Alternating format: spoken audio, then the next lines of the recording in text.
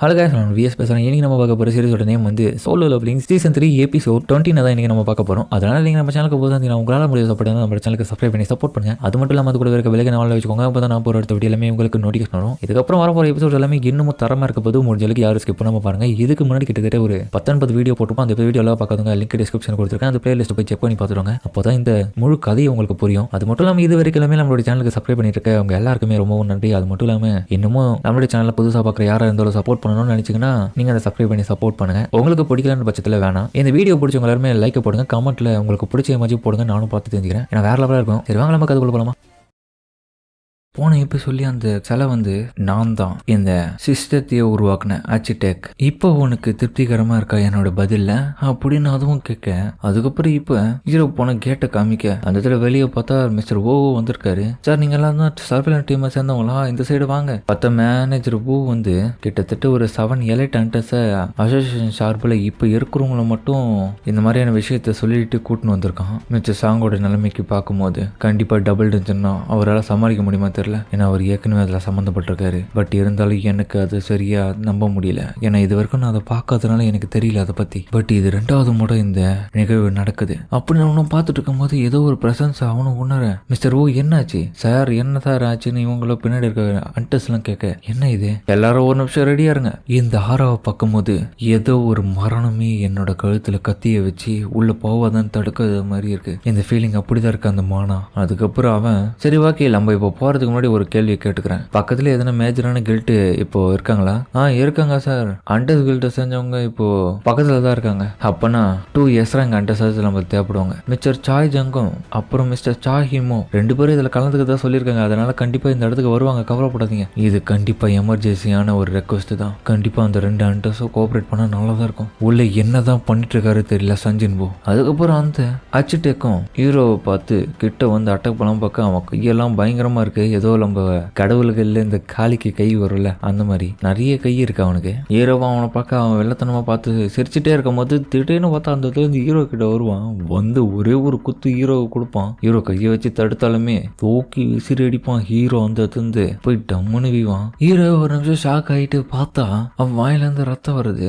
அந்த அளவுக்கு எஃபர்ட் கொடுக்குது. இவன் சிசத்தையே உருவாக்கணும் போது ஹீரோவிடும் பவர்ஃபுல்லா இருக்குதுல ஆச்சரியம் இல்லை. ஆனா ஹீரோ இன்னொரு குத்து கொடுக்குறான்னு தெரிஞ்ச அடுத்த நிமிஷமே அந்த தப்பிக்கலாம் பார்க்க, பட் அவன் எங்க போனாலுமே அந்த இடத்துலயும் அவன் அடிக்கலான்னு வர அவன் போட்டு குத்துன்னு ஹீரோவை குத்திட்டே இருக்க அவன் வெள்ளத்தனமா சிரிக்கிறான் இவன் செத்துட்டான்ற மாதிரி. ஆனா ஒரு நிமிஷம் அவனுக்கு சாக்கு கொடுக்குற வகையில ஹீரோவும் பார்த்தா அவனோட அட்டாக்ஸ் எல்லாமே தடுத்து இருக்கான். டேய் இந்த சிஸ்டத்தையே நீ உருவாக்கி இருக்கலாம், ஆனா இதுல விளையாடுனது நான் தான்டா. உண்மையிலேயே அமேசிங்கான ஆள் தான்டா நீ. நான் பார்த்த ஹியூமன்ஸ்லயே உங்ககிட்ட நான் நிறைய எதிர்பார்க்கலாம் போலியே அப்படின்னு இன்னொரு குத்து கொடுக்க ஹீரோ அதுல இருந்து தப்பிச்சு அவனுக்கு ஒரு குத்து கொடுப்பான் பாருங்க. அவன் கொடுத்து குத்துல அந்த இடத்துல பறந்து போவான். அடிச்சா இந்த ஹியூமன் பீயிங் இந்த அளவுக்கு எனக்கு அகேன்ஸ்டா ஃபைட் பண்ணணும்னு நான் எதிர்பார்க்கல. என்னோட பல வருஷத்துல இப்ப நான் சொல்றேன், நான் பார்த்ததுலேயே ஒர்த்தியான ஆப்போனன்ட்னா எனக்கு நீ மட்டும் தான் ஹியூமன். ரொம்பவும் அமேசிங்கா இருக்குன்னு சொல்ல அவன் பார்த்தா வேற மாதிரி இருக்கான். சிஸ்டத்தை உருவாக்குற மாதிரி இல்ல, ஏலியன் மாதிரி இருக்கான் பார்க்கவே. ஹீரோக்கு ஒன்னொரு பக்கம் ரத்தம் பயங்கரமா ஒழுவிட்டு இருக்கேன். நல்ல வேலை தாலி என்னை இந்த இடத்துக்கு வர வைக்கிறதுக்கு முன்னாடியே கிட்டத்தட்ட லெவல் 101 அடைஞ்சிட்டேன். கண்டிப்பா அது மேட்ச் பண்ணாலுமே இவனோட லெவலை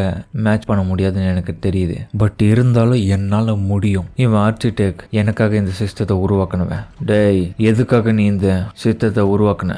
அது மட்டும் இல்லாம எதுக்காக நீ என்ன பிளேயரா இதுல தேர்ந்தெடுத்த?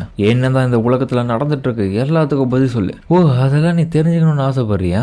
மேபி நீ அதை எல்லாத்தையுமே தெரிஞ்சுக்கணும்னா கண்டிப்பா இந்த கேம்ல என்ன தோக்கடிச்சு என்ன கொல்ற நிலைமைக்கு வந்தீங்கன்னா மட்டும்தான் அதுக்கான பதில்கள் எல்லாமே உனக்கு கிடைக்கும். அப்படி நம்ம பேசிக்கிட்டு கிட்ட வந்து அடிக்கலன்னு பார்க்க ஹீரோவும் அந்த லாங் டிஸ்டன்ஸுக்கு போறான். க்ளோஸ் காம்பட்ல இருந்தா என்னால எனக்கு அது சாதகமா இருக்காது. அதுக்கப்புறம் தூரத்துல இருந்து அவன் கமாண்டர் அத்தாரிட்டியை பயன்படுத்த இன்னொரு பக்கம் அவனும் அதே தான் பயன்படுத்துறான். என்னடா லாங் டிஸ்டன்ஸ்ல போயிட்டு அட்டாக் பண்ணலாம் பாக்குறியா?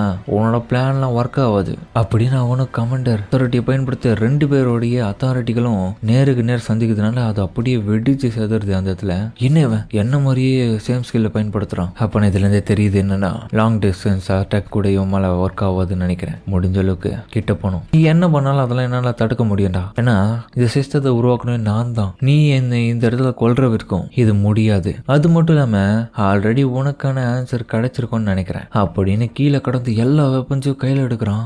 வெப்பன்ஸ் எல்லாம் எடுத்த பிறகு பார்த்தா உண்மையிலேயே அவன் பார்க்க எப்படி இருக்கான்னு நீங்களே சொல்லுங்க. எங்க பாரு, ஃபர்ஸ்ட் நான் இதெல்லாம் உருவாக்குனேன், அதெல்லாம் ஒரு காரணமாக தான். சரி, எதுக்காக, எப்படி நீ இதெல்லாம் டிசைன் பண்ண, அது மட்டும் இல்லாம இந்த மாதிரியான பவர்ஸ் எல்லாம் எதுக்கு எனக்கு கொடுத்த, எப்படி உன்னால இது முடியுது அப்படின்னு நான் ஒண்ணு கேட்க, டேய் நான் ஒன்னு இந்த சிஸ்டத்துல உன்னை சூஸ் பண்ணல. ஃபேக்ட் என்னன்னா நான் இந்த ஐடியாக்கு அகைன்ஸ்டா தான் இருந்தேன். சிம்பிளா சொல்லணும்னா நான் ஒரு architect and moderator of the system player. இது எல்லாமே என்னுடைய பர்ஃபெக்டான ஒரு டிசைனிங் மட்டும்தான். இந்த டிசைனிங்ல எல்லாம் பர்ஃபெக்டா இருக்குன்றது எனக்கு தெரிஞ்சா மட்டும் போதும். அதுல எந்த நாய் வந்து சிக்கினா என்ன மாட்டினா என்ன. ஹீரோக்கும் அதுக்கப்புறம் டைம் குறைஞ்சிட்டே இருக்கு. அந்த டைமுக்குள்ள முடிச்சு ஆகணும் அவனை, இல்லைன்னா இருக்கிற எல்லாமே சொதப்பிக்கும். அடடா எனக்கு டைம் கம்மியா இருக்கு, சீக்கிரம் இவன் கதையை முடிக்கணும். சரிடா, இப்போ என்னோட ஃபுல் ஃபோர்ஸை பயன்படுத்தி உங்க கூட சமண்ட போடுறேன். ரிமைனிங் டைம்ல உன்னால தடுக்க முடியுதான்னு பார்ப்போம். அது எகிரி வந்து ஹீரோவை அட்டாக் பண்ணலாம் பார்க்க ஹீரோவும் டக்குன்னு அந்த தப்பிக்கிறான். நாலு பக்கம் அவன் அந்த தப்பிச்சு அடுத்த நிமிஷமே அதுவும் பின்னாடி ஃபாலோ பண்ணி ஹீரோ போய் அட்டாக் பண்ண. எங்க என்னதான் நடக்குது, என்னோட சிஸ்டம் எல்லாமே என்னை இப்போ சென்சஸ் எல்லாத்தையுமே ஷார்ப்பர் ஆக்கிடுச்சு. இப்போ என்னால முடியும்னு ஒரு நம்பிக்கை வந்திருக்கு. Long sword, spear, blade and hatch, hammer, இது எல்லாத்தையுமே என்னால சென்ஸ் பண்ண முடியுது. இப்போ என்னால இதை ஈஸியா தடுக்க முடியும் அப்படின்னு ஹீரோவும் அவன் பண்ற ஒவ்வொரு அட்டாக்ல இருந்தும் ஈஸியா தடுக்கிறான். இப்போ அந்த சிஸ்டமே அவனுக்கு பயங்கரமா சென்ஸ் எல்லாத்தையுமே ஏத்தி விட்டுருக்கு. என்ன இது, இந்த இடத்துல என்னோட ஃபுல் ஃபோர்ஸை தானே அவன் கூட சண்டை போட்டுட்டு இருக்கேன். அவனால எப்படி இதெல்லாமே ஒரு அட்டாக் கூட வாங்க முடியாம பிளாக் பண்ண முடியுது. எனக்கு தெரிஞ்சு இவன் இன்னமும் ஸ்ட்ராங் ஆகுறான். இது என்ன என் கையை மீறி போயிட்டு இருக்கான், சுத்தமா புரியலன்னு சொல்லிட்டு அவங்க யோசிச்சுட்டு இருக்கும் போது அவன் கையை வெட்டி ஒரு ஹீரோ, என்னது என் கையை வெட்டிட்டான், எப்படி இது சாத்தியம்? ஈவன் என்னுடைய ஃபேக் கையை இவன் வெட்டினாலுமே அந்த வெட்டின இடம் கூட எனக்கு வலியை ஏற்படுத்துது அப்படின்னு எனக்கு நல்லாவே தெரியுது. நான் உருவாக்கின இந்த சிஸ்டம் எதுக்காக உன்னை தவறுதெல்லாம் இதுல சேர்த்துதுன்னு இப்போ எல்லாமே என் கையை மீறி போயிட்டு இருக்கு. இந்த சிஸ்டத்துல ஏதோ ஒரு கிளிச் நடந்திருக்கு. இவன் இந்த சிஸ்டத்தோட ஒன்றிணைஞ்சிட்டான். நீ வெறும் ஒரு ஹியூமன் தான்டா, எவ்வளவு தைரியம் தான் என்னோட சிஸ்டத்தை நீ குழப்புவ, உன்னை நான் சும்மா விட மாட்டேன் சொல்லிட்டு அவன் கத்திட்டே இருக்க. டைம் பார்த்தா இன்னும் 3 நிமிஷம் தான் இருக்கு. அந்த 3 நிமிஷத்துக்குள்ள தன்னுடைய மிச்ச சோல்ஜர்ஸ் எல்லாத்தையுமே எழுப்புறான். அவனுக்கு ஏஞ்சிக்க ஹீரோ பார்த்தா தயாரா இருக்கு. எல்லாருமே இவனை பார்த்து ரெடியா இருக்கானுங்க அட்டாக் பண்ண. கமாண்டர் அட்டாரிட்டியை பயன்படுத்த அவன் அடிச்சு அடுத்த நிமிஷமே தரைய உடையுது. இந்த பக்கம் அடுத்த 3 நிமிஷத்துக்குள்ள அச்சிடெக்கு கிட்ட போயிட்டு சண்டை போடுறான். அவனுடைய மொத்த கைகளை ஹீரோ அசால்ட்டா வெட்டிட்டு இருக்கான். வெட்டிட்டே இருக்கும்போது திடீர்னு பார்த்தா பின்னாடி ஒருத்தன் ஷீல்டை வச்சுன்னு அந்த பீஸ்டும் அட்டாக் பண்ண ஹீரோவோ ஷாக் ஆகிட்டு பாக்குறான். பின்னாடி இவன் இந்த கம்முனாட்டி தான் போன தடவை இந்த இடத்துக்கு வரும்போது என்னோட கால் கட் ஆகிறதுக்கான காரணம். உன்னை சும்மா உடப்பானு சொல்லிட்டு எரிச்சல் ஆயிட்டு இந்த இடம் வாங்கிக்கூடாதுன்னு சொல்லிட்டு அவன் தலையில போய் அடிக்க அவன் தலை சொக்குனூராகுது. இவன் எப்படா இவ்வளவு ஸ்பீடா இருக்கான்னு சொல்லிட்டு அதுக்கப்புறம் அஜிட்டுக்கு கத்திட்டே இருக்கும் போது ஹீரோ அந்த இடத்துல இருந்து இவங்கிட்ட வர இன்னும் 2 மினிட்ஸ் தான் இருக்கு. அதுக்கப்புறம் ஹீரோ போயிட்டு அவனை அடிச்சு துவம்சம் பண்ண அடிச்ச ஒரு அடியில எல்லா கைகளும் போயிடுது. கடைசியில அவனோட கழுத்துல கத்திய வைக்க அவனும் கடைசியா ஒத்துக்கிறான். நான் தோத்துட்டேன்டா, என் டெஸ்ட் முடிஞ்சிருச்சு அப்படின்னு ஹீரோ அவன் மேல உக்காந்துட்டு இருக்க.